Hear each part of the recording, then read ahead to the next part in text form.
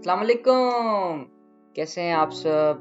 तो आज की वीडियो में मैं आप लोगों को ये बताने वाला हूँ कि जब आपका स्टडी वीज़ा का इंटरव्यू आएगा जर्मन एम्बेसी इस्लामाबाद के अंदर, तब आपको किन-किन चीज़ों का ख़्याल रखना है और आपने अपनी डॉक्यूमेंटेशन किस तरीके से पूरी करनी है और भी कुछ चीज़ें हैं जो आपको बताने वाला हूँ। तो शुरू करते हैं।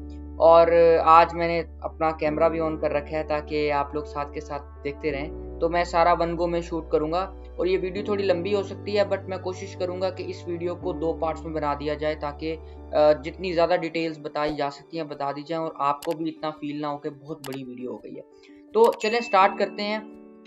तो सबसे पहले हमारा एजेंडा क्या होगा इस वीज़ा इंटरव्यू के प्रोसेस के अंदर। सबसे पहले तो हम जानेंगे कि वीज़ा फाइल जो आपने लेके जानी है अपने साथ, उसमें कौन-कौन से डॉक्यूमेंट्स आप लेके जाएँगे अपने साथ। उसके बाद सबसे एक मतलब इम्पोर्टेंट तो नहीं कह सकते, बट एक अच्छी चीज़ जो आप कर सकते हैं वो एक ड्रेस कोड है जिसको आप फॉलो करेंगे। और ये सब चीज़ें मैं आपको जो बता रहा हूँ ये सब मेरे अपने पर्सनल एक्सपीरियंस के ऊपर निर्भर करती हैं चीज़ें, क्योंकि जो मैंने किया है वैसे ही आपको बताऊँगा ताकि मेरा भी वीज़ा लगा और आपका भी वीज़ा लग जाएगा इंशाल्लाह। तो उसके बाद लेटर ऑफ मोटिवेशन आपको जब इंटरव्यू में लिखने के लिए बोलेंगे तो आपने वो कैसे लिखना है। आपको जो क्वेश्चन आंसर्स किए जाएंगे वो क्या होंगे और उन क्वेश्चन आंसर्स को आंसर करते हुए आपने किन चीज़ों का ख्याल रखना है। उसके बाद हमारी पांचवी चीज़ जो है वो वीज़ा फ़ी क्या होगी और उस पासपोर्ट जो हमने सबमिट कराना है उनको, तो वो उसका क्या प्रोसेस है और उसकी फ़ीस क्या है। उसके बाद वीज़ा अप्रूवल रेट क्या है और प्रोसेसिंग टाइम हमारे पास क्या आता है। जब वीज़ा मतलब आप इंटरव्यू दे के आ जाते हैं तो वीज़ा कितनी देर बाद लग के आता है। तो सबसे पहले तो मैं आपको लेके चलता हूँ वीज़ा फाइल, जो डॉक्यूमेंट आपने अपने साथ लेके जाने हैं। सबसे पहले तो आप ना वीज़ा एप्लीकेशन फॉर्म डाउनलोड कर लेंगे एम्बेसी की वेबसाइट से जाके। मैं लिंक नीचे डिस्क्रिप्शन में लगा दूंगा, आपने वहां जाके देख लेना है। तो वो फाइल वो फॉर्म आपने डाउनलोड कर लेना है। उस फॉर्म को आपने कोशिश करें कि ऑनलाइन ही एक्रोबैट में या नाइट्रो प्रो के अंदर आप उसको ओपन करके उसमें एडिट कर दें, खुद अपनी डिटेल वहाँ फिल करें। उसके बाद आपको चाहिए पासपोर्ट साइज फ़ोटोज़ चाहिए। आप 2 फ़ोटोज़ वैसे वहाँ पे लगते हैं, लेकिन एहतियात के तौर पे आप 4 फ़ोटोज़ बनवा लीजिएगा। बट ये ख्याल कीजिएगा कि 34 mm बाय 45 mm होनी चाहिए। 34 विड्थ है और 45 हाइट है। तो इस फॉर्मेट पे आपकी जो पासपोर्ट साइज फ़ोटोज़ है वो होनी चाहिए। उसके बाद जो तीसरी चीज़ आपके पास आती है वो आती है पासपोर्ट के पहले 2 पेज, उसका प्रिंट आपने लेके जाना है। ऑब्वियसली पासपोर्ट तो आपने अपने साथ लेके जाना ही है। तो उसका जो फ्रंट के 2 पेज होते हैं, एक पेज जो पासपोर्ट वाला जिस पे आपका पासपोर्ट है और दूसरा होता है साइन वाला पेज। तो ये आपने मेक श्योर करना है, इसके प्रिंट होने चाहिए आपके पास। और कोशिश करनी है कि जो प्रिंट है ना वो पूरे पेज पे करें, ठीक है। और एक जो फाइल है ना उसको एक तरतीब से बनाएं। ये ना हो कि कोई डॉक्यूमेंट का रुख इस तरफ को है, कोई फेसिंग इस तरफ को है, कोई इस तरफ से स्टार्ट हो रहा है, कोई इस तरफ से स्टार्ट हो रहा है। नहीं, आपने एक रेगुलर पैटर्न रखना है, ठीक है। अच्छा, उसके बाद आपको CNIC की कॉपीज चाहिए, ठीक है। मतलब एक कॉपी आपकी CNIC की एक A4 पेज के ऊपर आपकी होनी चाहिए। उसके बाद आपकी जो एप्लीकेशन डिक्लेरेशन फॉर्म है, इसका भी मैं डिस्क्रिप्शन में लिंक लगा दूंगा। इसको फिल कर लेना है, उर्दू में भी कर लेना है, इंग्लिश में भी कर लेना है, और जो जो डिटेल्स उसने मांगी है वो लिख के नीचे साइन कर देना है आपने। कोशिश करें कि साइन आप उसका प्रिंट करवा के करें, ठीक है। डिजिटली साइन मत करें, ये मैं आपको रेकमेंड करूंगा। उसके बाद जो आपको अपॉइंटमेंट की ईमेल आई हुई है, मैंने लास्ट वीडियो में बताया था कि किस तरह की ईमेल आती है। तो उस ईमेल का आपने प्रिंट ले लेना है। जब आप उसका प्रिंट लेंगे तो एक PDF डाउनलोड हो जाएगी ना, तो उसको आप फिर प्रिंट लेंगे तो एक पेज के ऊपर वो प्रॉपर एक ईमेल आपकी लिखी हुई आ जाएगी कि आपके अपॉइंटमेंट किस दिन है, कब है, जो मैसेज आपको ईमेल आई है वो आपने प्रिंट अपने साथ रख लेना है। उसके बाद CV बना लेनी है आपने यूरोपास की। यूरोपास की जो CV है वो कैसे बनाते हैं मैं आपको नेक्स्ट वीडियो में आपको बताऊंगा। फिलहाल इस वीडियो में मैं कवर कर रहा हूँ कि क्या क्या चीज़ें चाहिए। मैं ज़्यादा डिटेल में नहीं जाने वाला। इन सब के ऊपर जिस चीज़ पे मुझे लगेगा ज़्यादा डिटेल चाहिए है, मैं उस वीडियो की अलहदा एक वीडियो मैं उस चीज़ की एक अलहदा वीडियो बना दूंगा। उसके बाद एडमिशन लेटर जो यूनिवर्सिटी से आपको है आया हुआ है उसका आपने प्रिंट करा लेना है। इनरोलमेंट लेटर जो यूनिवर्सिटी से आया है, ठीक है, उसका प्रिंट करा। इनरोलमेंट आपने कैसे करानी है ये भी मैं आपको तरीकाकार बताऊंगा, बट ये चीज़ें थोड़ा टाइम कंज्यूमिंग है तो इस वीडियो में मैं ये चीज़ें नहीं डाल रहा हूँ। ये आपको अगली वीडियोस में मैं आपको सीरीज बना के बता दूंगा कि आपने CV कैसे बनानी है, इनरोलमेंट कैसे करानी है, आपने स्टूडेंट कार्ड कैसे लेना है, ये तमाम चीज़ें। तो उसके बाद आईएल्ट्स का जो रिजल्ट है आपके पास, जो इंग्लिश स्पीकिंग प्रोफिशिएंसी का रिजल्ट है वो आपको चाहिए। वो आपने अपने साथ उसके साथ प्रिंट करके लगाना है। उसके बाद आपने ब्लॉक अकाउंट की कंफर्मेशन जो होगी, ब्लॉक अकाउंट कैसे खुलवाना है, ब्लॉक अकाउंट की अमाउंट कहाँ से ट्रांसफर करवानी है, तो ये तमाम चीजें भी एक नई वीडियो में आपको बताऊंगा। उसके बाद कॉपीज ऑफ प्रीवियस डिग्री या रिजल्ट या ट्रांसक्रिप्ट, कुछ भी बोल सकते हैं, जो प्रीवियस डिग्री है। जैसे अगर आप मास्टर्स के लिए आ रहे हैं तो बैचलर की डिग्री लगाएंगे, बैचलर के लिए आ रहे हैं तो आप फर्स्ट ईयर सेकेंड ईयर का जो रिजल्ट है वो लगाएंगे, तो ये आपको लगानी है। बट कोशिश ये करनी है कि जोन सी आपकी डिग्री लगाएं वो अगर यूनिवर्सिटी की डिग्री है तो आपकी HEC से वेरीफाइड होनी चाहिए। HEC से टेस्ट कैसे कराते हैं, वेरीफाई कैसे कराते हैं, इसका भी मैं नई वीडियो में आपको बताऊंगा।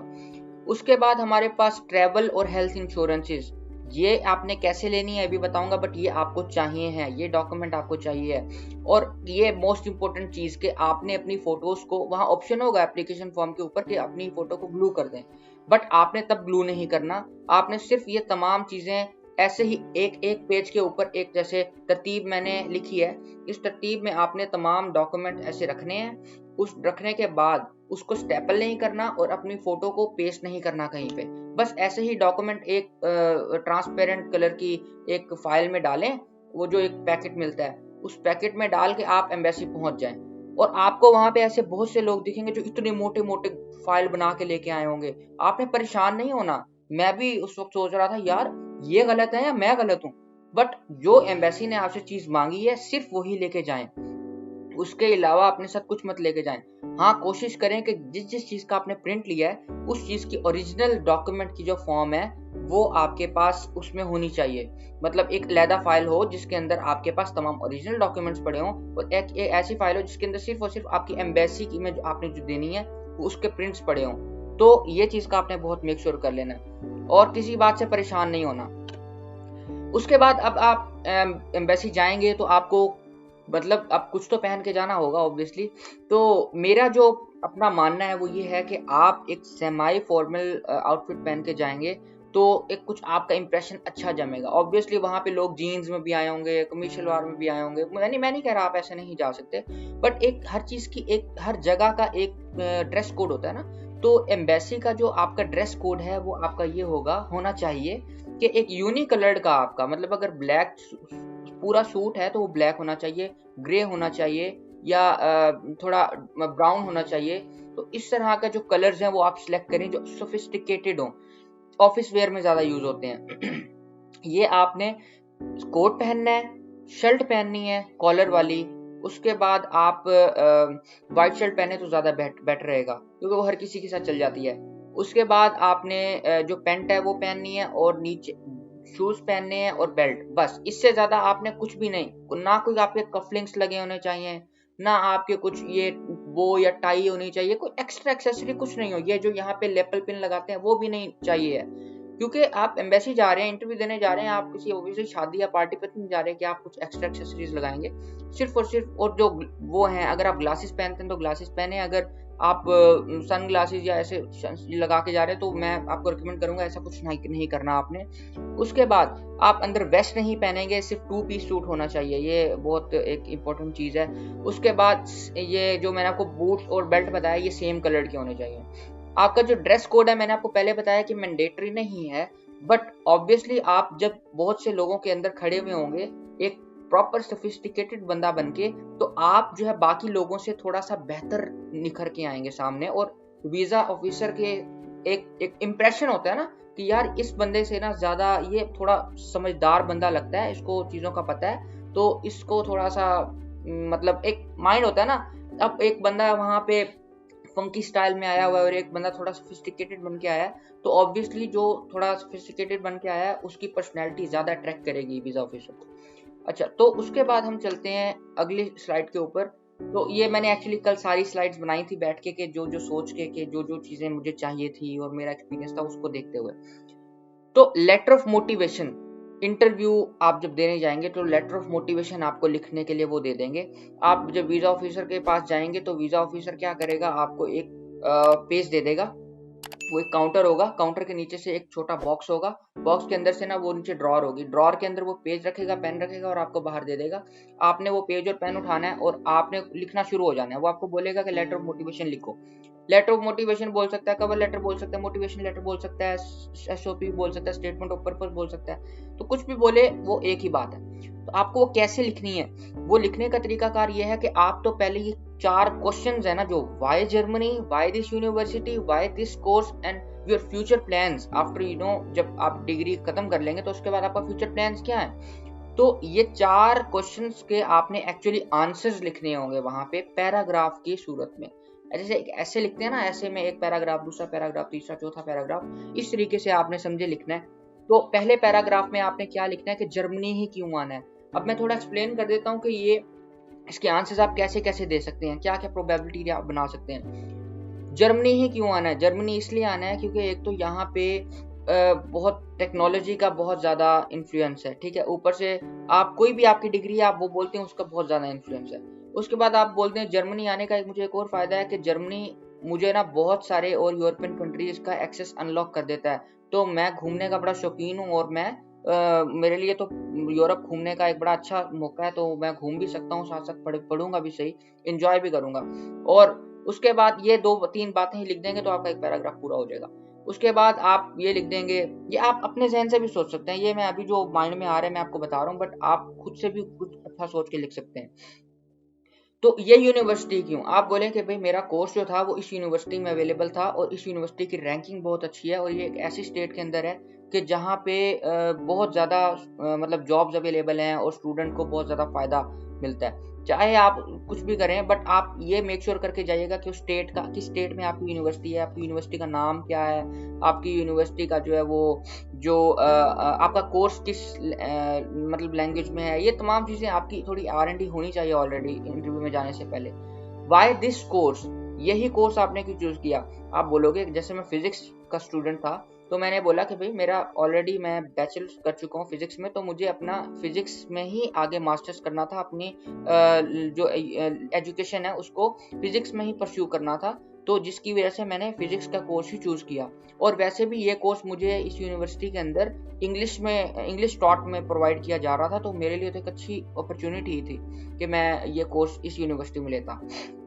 अपने चौथे पैराग्राफ के अंदर आप क्या लिख देंगे कि मेरा फ्यूचर गोल क्या है। फ्यूचर गोल में एक्चुअली ये है कि जब आप खत्म कर लेंगे उसके बाद आप क्या करेंगे। आपने कहना मेरी 2 साल की डिग्री खत्म होगी, उसके बाद मुझे घर आ जाना है। आप कोई भी सॉलिड रीजन दीजिएगा।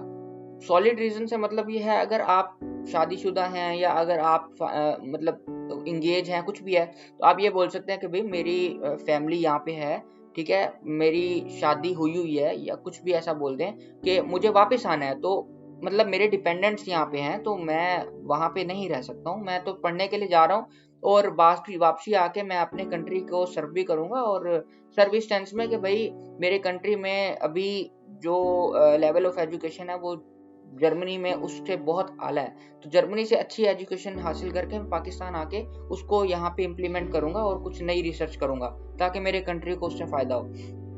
ये एक रीजन आप दे सकते हैं, मतलब मल्टीपल रीजन जो आप दे सकते हैं बट सॉलिड रीजन होनी चाहिए।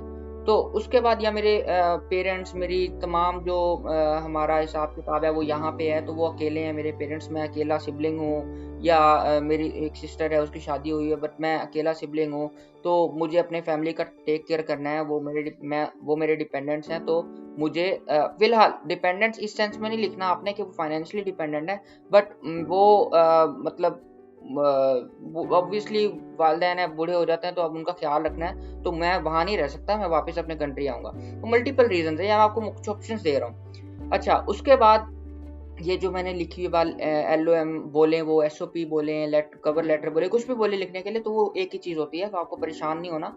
और आपने उसको लिखने में ये नहीं सोचना कि देर हो रही है, क्या हो रहा है। ज्यादा से ज्यादा 5 मिनट लगेंगे, 6 मिनट लगेंगे। आपने एक साइड से 2 पैराग्राफ फिल करने हैं, दूसरी साइड से पेज के 2 पैराग्राफ फिल करने हैं, और आपका जो एक LOM है वो पूरा हो जाएगा। उसके बाद बारी आएगी आपके क्वेश्चन आंसर्स की। बट आगे चलते हैं, आगे जो स्लाइड्स हैं, मैं क्योंकि अभी टाइम काफी हो गया, वीडियो बहुत ऑलरेडी लंबी हो गई है, तो मैं कोशिश करता हूँ कि बाकी की जो चीजें हैं, कुछ चीजें रह गई हैं, वो अगले जो सेशन है, अगली वीडियो है, अगली एपिसोड में पार्ट में मैं आपको बताऊं। और आपने अभी तक मुझे बड़ा सपोर्ट किया और आप आगे भी मुझे सपोर्ट करते रहेंगे आई होप। और काइंडली अगर आप नए यूज़र हैं तो मुझे सब्सक्राइब कर दें प्लीज़। तो ये वीडियो मैंने वन गो में बनाई है और मैं इसके अंदर कोई एडिट वगैरह इतना ज़्यादा नहीं चाहता हूँ, क्योंकि मुझे ज़्यादा से ज़्यादा इन्फॉर्मेशन देनी है। मुझे कोई फ़र्क नहीं पड़ रहा मैं कैसा दिख रहा हूँ, कैसा बैकग्राउंड हो, कुछ भी मुझे किसी से मतलब नहीं है, बट जो चीज़ आपको बता रहा हूँ वो आपको समझ आनी चाहिए। तो मिलते हैं अगली वीडियो में, तब तक आप ये सब चीज़ें देखें। मैं अगली वीडियो इंशाल्लाह जल्दी बना के ना वो इसका जो दूसरा पार्ट है वो अपलोड कर दूंगा, फिर आप वो भी देख लीजिएगा, अपने दोस्तों के साथ शेयर करें ताकि उनको भी पता लग सके। और तब तक के लिए अपना ख्याल रखें और दुआ में याद रखें। अल्लाह हाफिज़।